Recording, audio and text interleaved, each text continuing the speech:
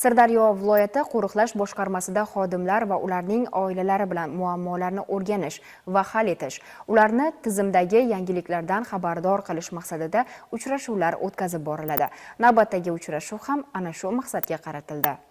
Sirdaryo viloyati qo'riqlash boshqarmasi tomonidan Guliston shaharlararo, Guliston tumani va Boyovut tumanlararo qo'riqlash bo'limlarida faoliyat olib borayotgan xodimlar va ularning oila a'zolarini ijtimoiy huquqiy himoyasini ta'minlashga qaratilgan navbatdagi uchrashuv tashkil etildi. Unda so'z olganlar bugungi kunda mamlakatimizda tizimda olib borilayotgan islohotlar, xodimlar faoliyatida yaratilayotgan shart-sharoitlar, tinch va osuda hayotimizga shukronalik, berilgan imkoniyatlardan unumli foydalanish kerakligi xususida so'z yuritdilar. Tadbir davomida Sirdaryo viloyati qo'riqlash boshqarmasi mas'ul xodimlari tomonidan faoliyat davomida erishilgan yutuq va kamchiliklarga to'xtalinib, intizom buzilish holatlari, yo'l transport hodisalari, turli ta'magirlik holatlari va korrupsiyaga qarshi kurash, pora olish va unda vositachilik qilish, firibgarlik kabi sodir etilishi mumkin bo'lgan ko'ngilsiz holatlarning oldini olish, jinoyatlarning og'ir oqibatlari to'g'risida ishtirokchilarga ma'lumotlar berib o'tildi. Tadbir so'ngida sohada xizmat olib borish davomida zimmasiga yuklatilgan vazifalarga mas'uliyat bilan yondoshib, jangovar va ma'naviy ma'rifiy tayyorgarlikdan yuqori natijalarga erishgan, o'zining fidoyiligi va jonbozligi bilan hamkasblarga o'rnak bo'lib kelayotgan xodimlarning oila a'zolari tashakkurnomalar bilan taqdirlandi.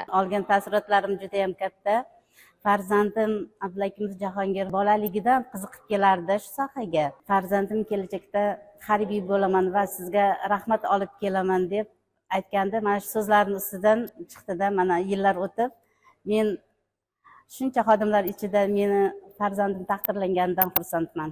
Bu kabi tadbirlar xodimlarning kelgusi xizmat faoliyatida yanada sergak va mustahkam intizom asosida xizmat o'tashlarida katta ahamiyat kasb etadi.